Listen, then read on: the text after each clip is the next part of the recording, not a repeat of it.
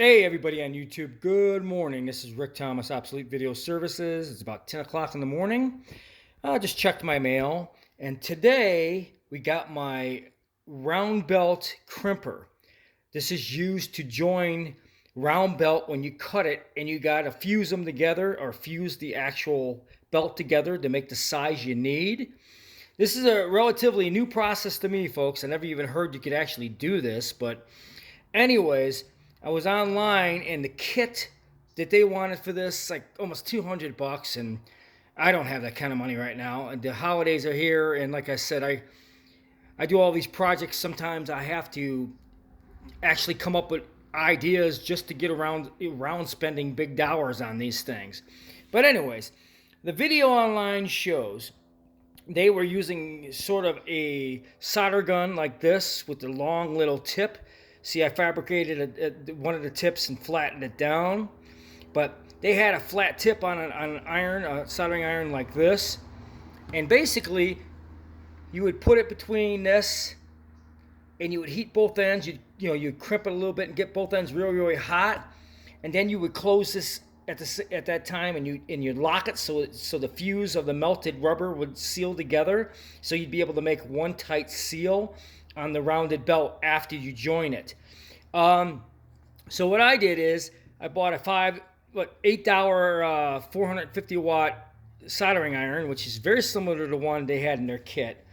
I bought the crimping tool, which was like 40 bucks, but I sure in the hell wasn't gonna paying almost 200 bucks for the kit that they had with this cutter. You don't really need a cutter. You could use a razor blade to do that. It was like 250 bucks for the kit. I was like, these people are out of their minds. I ain't spending that kind of money. Even if I had that kind of money, I would spend it. So anyways, what I did is I settled on getting the crimper, which you have to have to keep the tubing or the belt joints straight when you bring them together. Once you melt those points in the center where you cut the belt. And then you have to have they had this like real hot iron with a flat tip on it. It's the same thing as a soldering iron. So I bought a soldering iron online for like $8, flattened out the little soldering tip that they had, which was like a wedge. They'd give me a flat surface for heating both edges of the rubber belt, which is inside. So once I'm able to actually make the belt at the right size, I'll be installing it here on this Cartivision machine, which you people already know I've been working on for the past 2 months.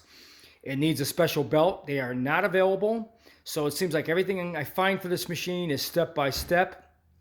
But we're making big progress. So once I get that on, I'll be able to check the electronics to see if all this work has been worth it to get this thing restored.